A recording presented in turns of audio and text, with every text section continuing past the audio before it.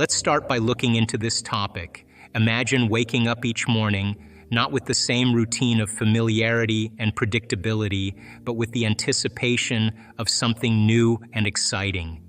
Picture yourself starting each day as if you were a child on the verge of a field trip, filled with wonder and curiosity about what the day will bring. This shift in mindset can be transformative, and it all starts with a practice that will open doors to new opportunities and possibilities in your life. You see, the reason many people struggle to get out of bed in the morning is because they are trapped in a cycle of expectation.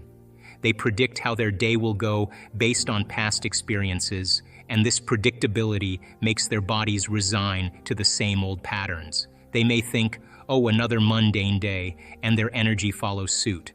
But when you were a child and going on a field trip, did you feel this way? No, you were up early, excited and ready for what was to come.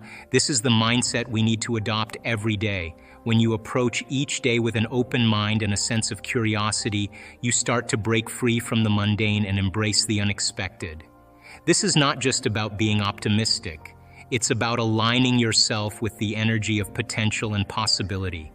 When you wake up with the intention of experiencing something new, you're creating a space for unexpected opportunities to enter your life.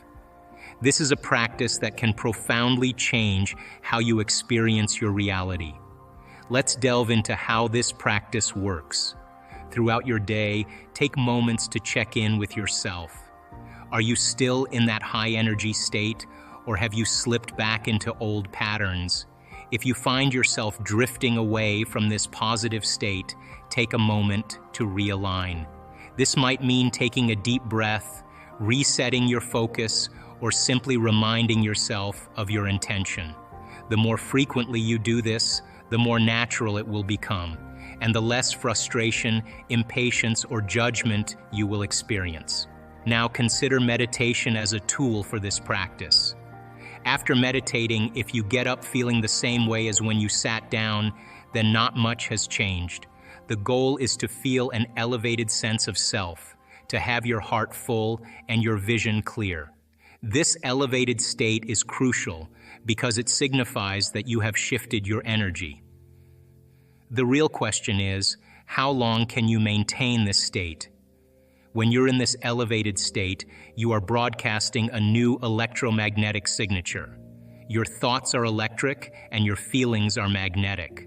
What you think and feel is what you broadcast into the field, and this broadcast is what shapes your reality.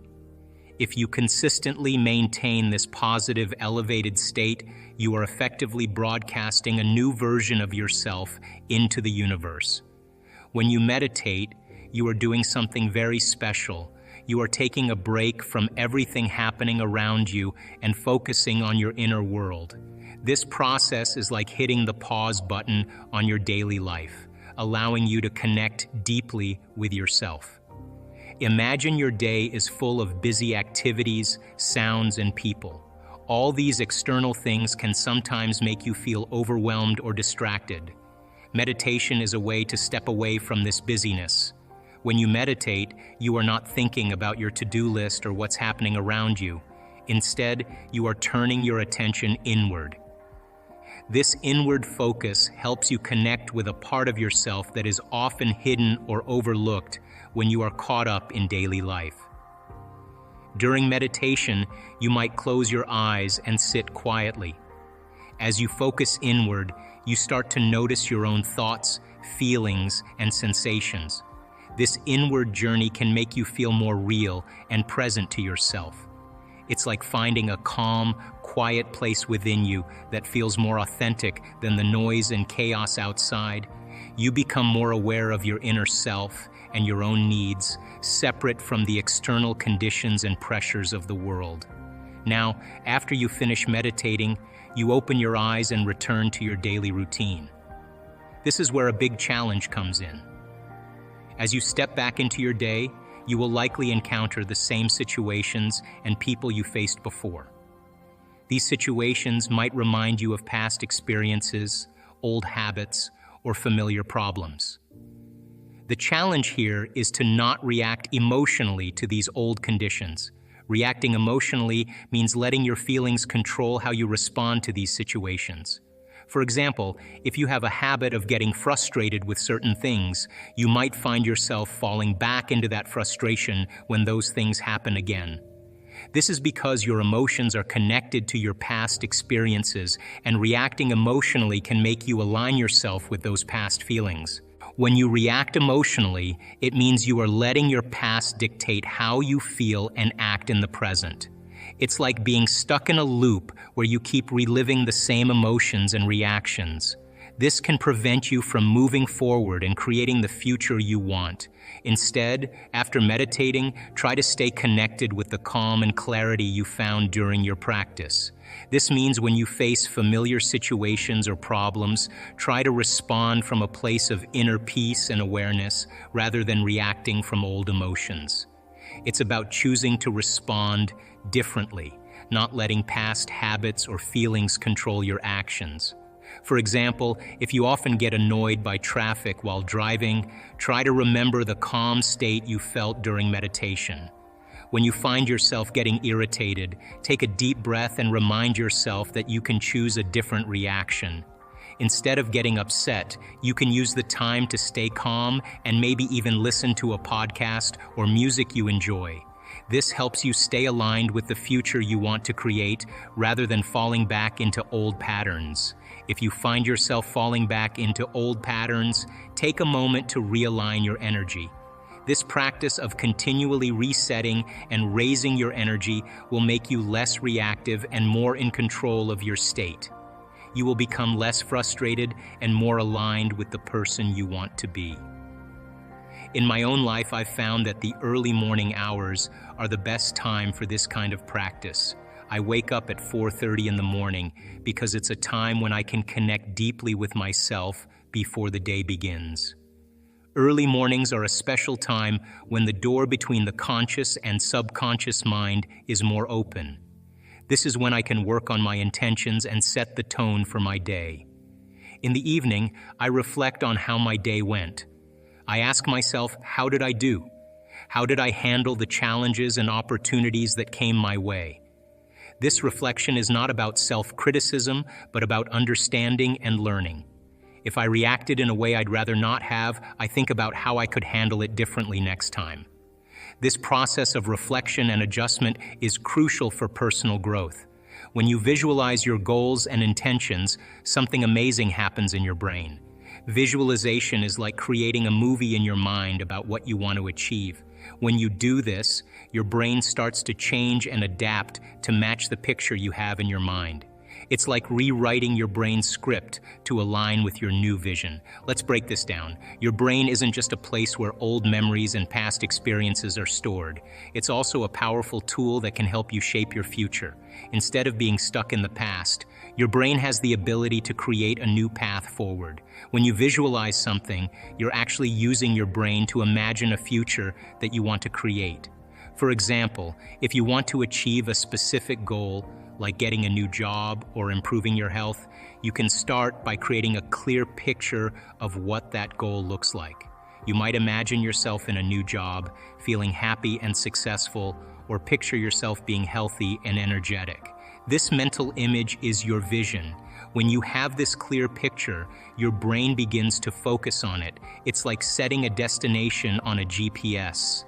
Your brain starts to look for ways to get you to that destination. It begins to rewire itself, making connections and changes that align with your vision. Instead of just remembering the past, your brain starts to work towards the future you've imagined. But there's more to it than just having a clear picture. Emotions play a crucial role in this process. When you combine your visualization with strong, positive emotions, you are adding more power to your intention. Emotions are like the fuel that makes your vision come alive. Imagine you're visualizing yourself achieving your goal, but you're also feeling excited, happy, or grateful about it.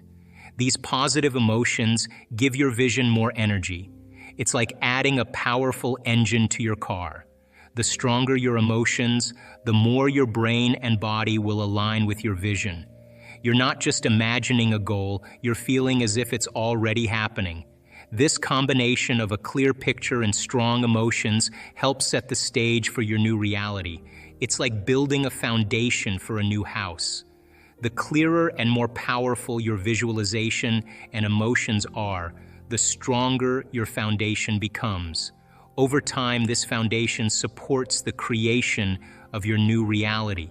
Your intention should be more than just a vague idea. It needs to be clear and detailed. For example, if you want a new job, specify what kind of job you want, what benefits you expect, and what kind of environment you want to work in. The clearer your intention, the more effectively your brain can align itself with that goal. Once you have a clear intention, start to live that intention in your mind. Visualize yourself in that job, experiencing all the details as if they are happening now. Your brain does not distinguish between a real experience and an imagined one. By mentally rehearsing the experience, you begin to wire your brain for success. Combining intention with emotion is very important when you want to achieve your goals. Here's why it matters so much. Think of your body as a big, powerful machine that works with your unconscious mind. Your unconscious mind is like a storage area where it keeps all the things you've learned, experienced, and felt. It doesn't always think or analyze things like your conscious mind does, but it reacts strongly to feelings and experiences. When you have a goal or intention, such as getting a new job, buying a house, or improving your health, it's essential to not just think about it, but to really feel it. This means you need to combine your clear intention with strong positive emotions. Imagine you have a clear goal. You want to get a new job. You might think about the kind of job you want, where you want to work, and what kind of salary you're aiming for. That's your intention. It's like setting a destination on a map. But if you don't add emotions to this intention, it can be like having a map with no destination. It's not as powerful or effective. Emotions give life to your intentions. When you feel excited, happy, or grateful about achieving your goal, you're adding energy and power to your intention. This is because your body and unconscious mind respond strongly to emotions. They help to make your goal feel more real and attainable. For example, if you want a new job and you think about it with excitement and happiness, you're sending a clear message to your unconscious mind. You're saying, I really want this and I'm ready to receive it. Your body picks up on these feelings and starts to align itself with this intention. It's like giving your goal a boost of energy that makes it more likely to happen. On the other hand, if you think about your goal but feel doubt or negativity, your body and unconscious mind might not be as supportive. It's like trying to push a heavy object with no energy. It's much harder. When you add positive emotions, you're giving yourself more strength and motivation. The more you practice combining your intentions with strong, positive emotions, the easier and more natural it becomes. At first, it might feel a bit awkward or difficult, especially if you're not used to focusing on how you feel. But as you keep doing it, your body and mind will start to get used to it. It will become more natural to feel excited and positive about your goals. Think of it like building a new habit. When you first start exercising, it can be tough and you might not enjoy it much. But over time, as you keep going, it becomes a part of your routine and you start to feel better and more comfortable with it. It's the same with combining intention and emotion. The more you practice, the more it becomes a natural part of how you work toward your goals. So practice this. Wake up with a sense of excitement and possibility. Check in with yourself throughout the day and realign when needed. Reflect on your experiences and adjust your approach as necessary. Visualize your goals with clarity and combine this vision with strong, positive emotions. By integrating these practices into your daily life, you will find that doors begin to open. Opportunities will start to appear where you once saw obstacles. This is not about a one-time change, but about consistently applying these practices. Over time, you will see that your reality shifts and the life you've always wanted becomes your new norm. This practice is not just about achieving specific goals. It's about transforming yourself and aligning with the greater potential that lies within you.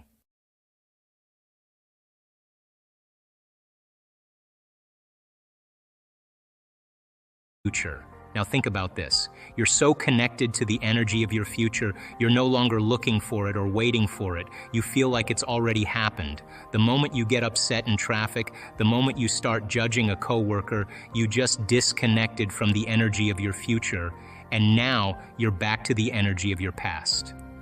Now, if you tell me it was that person that did it to you, I'd say to you, oh, you're back to the unconscious program of being a victim again. So then, the person then goes, oh, when did I fall from that state? When did I lose it? Oh, it happened at 3 o'clock today. The next time that happens, what can I do differently? Now the person's moving through their challenges in their life with coherence, with rhythm.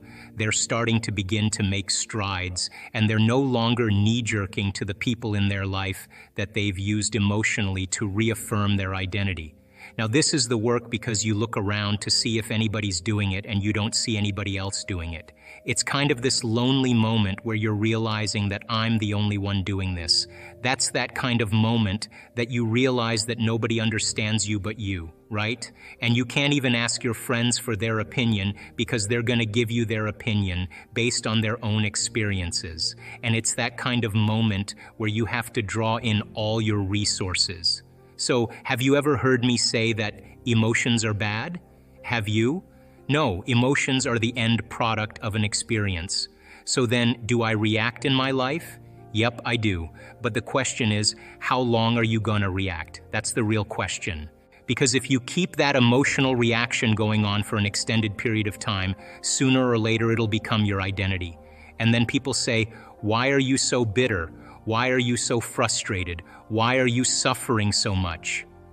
And your brain, in that emotion, you're in the emotion, which means you're in the chemical residue of the past, is going to call up the event because you're emotionally connected to it. And you're going to say, I'm this way because of that past experience. So then imagine what I do with people. We have people that have been abused. We have people that have been traumatized, that have been assaulted. We have people that have had very, very difficult pasts. And have you ever heard me say to revisit the event? Have you ever heard me say that? Never. We need to revisit the event because once you do, you open the box. But what we want to do is overcome the emotion because that's just what's lasting from the event. So you sit a person down, and the moment you sit them down, what do you think the body's going to do? It's going to look for something to recreate that emotion because that's the person's identity. Are you with me still? So if I make the person, if I inspire the person to sit there, and they're sitting there, and all of a sudden they're noticing that they're hot, and they're irritated, and their stomach is twisting, and all of a sudden it's a group of sensations, a group of feelings that they have called all along frustration. But the different sensations, the moment you name it, it becomes an emotion. But what it is just bodily sensations. It's energy that's stuck in the body. So the body is looking to go back to the past. It's believing it's in the past. Are you with me still? So if the person becomes aware that their body is doing that, and like training an animal, allow the body to feel that emotion and then settle it down into the present moment. When you settle it down into the present moment, the body starts to trust the present moment and move out of the past. And there's a release of energy. Then the body goes, wait a second, what's going to happen in the next moment? And it starts doing that. And it starts to try anticipate the future. And you settle the body back down into the present moment. And every time you do that, you're telling the body it's no longer the mind, that you're the mind and your will is getting greater than the program. And all of a sudden, you start to lower the volume to that emotion. And when you begin to break the addiction to that emotion, the side effect of breaking that addiction is called joy. It's called freedom. All of a sudden, the body's saying, I don't want to be tormented anymore. Now, does that mean you shouldn't grieve over things that you lose? Grieving is a biological process. That's why you're saying it. So the subconscious is 95%. So more than likely, your body is going to do exactly what it's programmed to do. So what's the relevance of that? Well, people say, I want wealth, but they're programmed into being unworthy and lacking. So then as they begin to do the meditative work and they start opening their heart, I was just talking to someone yesterday. When you open the center, things are going to sift to the top. All the programs are going to come right up. And when they come up like that, you're going to see why it isn't manifesting in your life. Now, don't see it as like, why is this happening? Did I do something wrong? The subconscious is actually venting. There's a certain period of time in the early mornings where we vent our anxieties, we vent our fears. It's the way the subconscious goes, let's just have this dream and let's just get it over with. So the subconscious is saying, what if you hit the tree? What if you're actually going to hit the tree? You're going to hit the tree because that's exactly the imagery you have when you're trying to create something. You're saying, I really want this because I'm really afraid of dying. I'm really afraid of failure. I'm really afraid of rejection. So the person is subconsciously and unconsciously creating the imagery that's actually being revealed to them. So how do we change that? Well, really simple. We've got to start rehearsing a new way. We've got to start getting into those deep brainwave states, getting beyond the analytical mind, slowing our brainwaves down, getting into the operating system and start reprogramming. So when this happens, these are the things I'm going to do. These are the things I'm going to do to create that and start rehearsing those steps, priming and reprogramming the brain into a new outcome. So I have had that many, many years in my life, but I always have seen it as a strong sign, a strong symbol that I've got something switched in my brain. I could say that people say I want to be healthy. Yeah, it's 5% of your conscious mind, but you set them at the dinner table and they're breaking all the rules of everything they said. So why does that happen? Because the program is running and they've lost their free will to a program. So now that's important because your subconscious is talking to you. Now you've got to get in there. You've got to get in there and start rehearsing that you're going to step away from the table, that you're not going to eat after a certain hour, that you're going to make better choices and rehearse them and remember what you're going to do and what you're not going to do. Now you begin to, on a fundamental level, begin to rewrite the script, begin to rewrite the program. And over time, if you make one or two new choices and restrain some old choices, you'll tend to make more better choices after you make a few because you'll start feeling the satisfaction of your efforts. I was altered in some way because I lost everything, and I haven't been able to change for the last 2 years. The fact that we can think about how we think, the fact that we can observe how we're acting, the fact that we can pay attention to how we're feeling means we can modify ourselves to do a better job in life. That's called metacognition. So when a person begins to wake up to who they're being, and then they say, like Gandalf on the bridge in Lord of the Rings, you may not pass today, that kind of decision becomes an experience for the person that they never forget. That kind of willingness to change is when they transmute those survival emotions into elevated emotions. And those emotions, because they're addictive and emotions are the record of the past, then for the most part, the body, as the unconscious mind, does not know the difference between an experience in your life that creates an emotion and an emotion that you can fabricate by thought alone. To the body, it's the same. So a person who's living in anger every day or sadness in every day, their body, as their unconscious mind, is believing it's in the same past conditions 24 hours a day, 7 days a week, 365 days a year. The body's in the past. So when a person takes that emotion and literally denatures it and turns it into another emotion, the freedom from that addiction, breaking the chains from that emotional addiction is called self-love, is called joy. Now there's a liberation of energy. The person is in love with themselves, they're in love with their life, and they say, that was so worth it. And all of a sudden they look back at their past and they say, I would never change anything in my past because it brought me to this present moment. And when you can look back at your past that way, then the past rolls up to the present moment, and now you're beginning to experience true freedom. That certain people will not see possibility until they reach crisis, till they reach their lowest level, and then they're going to wake up and say, I better change. I think the greatest demonstration of change really is to begin to show others how to do it, to be the living example of it. That when you and I are the living example of joy, that when we are not attached to what people think or emotions that keep us feeling sick, and we are celebrating life and we are passionate about our future, that we are filled with ideas and inspiration, that's a very contagious state of being. And people that are lost in habits or lost in those emotional states, they will see it initially as an affront. It will be a confronting moment for them. But inside them, they secretly want to be free. They just don't know how to do it. So we always say in our workshops, you always know when someone is in the midst of change because they stop talking about it. They don't talk about it, they're too busy being it. So if you and I are waking up every morning and demonstrating change in our life, the people in our life have one of two choices. They either begin to become inspired by change for themselves, not because you're preaching to them philosophically, but because you're demonstrating it in your life. They'll either rise up to that, or the person cannot maintain a relationship with the person who's living in such freedom, which means they'll probably stay the same for the rest of their life. But if crisis happens, they may make another choice. So my recommendation for people who are steeped in habits and emotional states and patterns of thought, the individuals around them have to live in a state of joy. They have to live in a state of freedom. They have to demonstrate it in every single area of their life. And normally there's a thing in physics called entrainment, which means sooner or later, others start to vibrate at the same rate as you.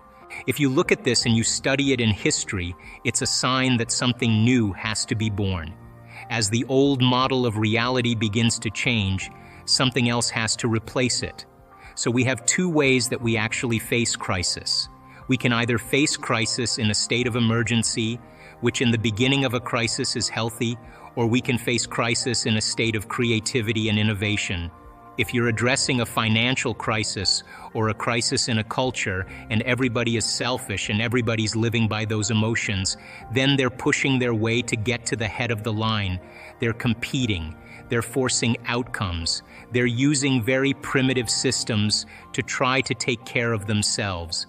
We know from the physiology of the brain that most of the blood supply goes to the hindbrain and away from the forebrain. Those chemicals create a gap between the way things appear in our life and the way things really are. In other words, we're viewing reality in an altered state. We don't see possibility. We feel separate from each other. We are competing and striving to get to the head of the line by using our cunning, manipulative, egocentric ways to get there. And we're very controllable. Fear is very controllable. Competition is very controllable. Anger and war divides individuals. Now that is not a way to address a crisis, because the service to self, or taking care of the self, is the exact thing that enhances the crisis. Because if you and I are all doing the same, if we're all doing the same thing, then a culture becomes more divided. It becomes more disintegrated. It becomes more incoherent. And possibility then is not part of the equation. So the other state of mind, if you can view crisis as a great opportunity, brilliantly disguised as an impossible situation, and you have to match the conditions in your environment with a new mind. Now we're talking about greatness. Because innovation and creativity and a new way of thinking and a new way of being means that we can't do the same thing from the past. And so in history, cultures that are individuals that overcame their environmental conditions were considered mystics and saints and leaders and charismatic leaders. They were individuals that saw past the illusion of the present reality. When we begin to become innovative or creative, the brain begins to switch. We begin to turn on the forebrain, the frontal lobe, which is really the crowning achievement of the human being, and we begin to ask bigger questions. How can we create a new way of being in a world that's falling apart? How can we begin to create a new system to adapt to these conditions? And I think that people, when they begin to feel empowered by possibility, when they begin to see that the death of the old paradigms means the beginning of a new paradigm. How many people actually believe in the idea that the way you think has some effect on your life? So how many people actually woke up this morning and consciously created a future? The biggest reason why people don't do it is because you don't really believe it's true. You see, if you knew on a gut level that it was absolutely true, would you ever miss a day, and would you ever let any thought slip by your awareness that you didn't want to experience? So your brain, according to neuroscience, is organized to reflect everything you know in your life. Your brain is a record of your environment.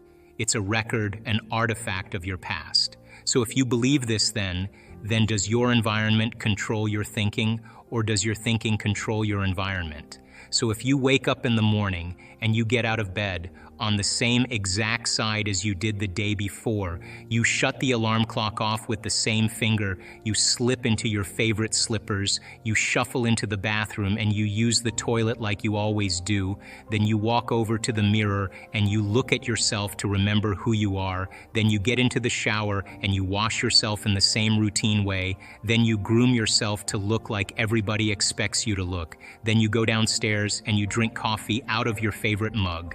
Then you drive to work the same way as you did the day before. You see the same people that push the same emotional buttons. You do the exact thing that you know how to do, and you memorize and can do so well that you're an expert at. Then you hurry up and rush home so you can hurry up and check your emails, so you can hurry up and go to bed, so you can hurry up and do it all over again.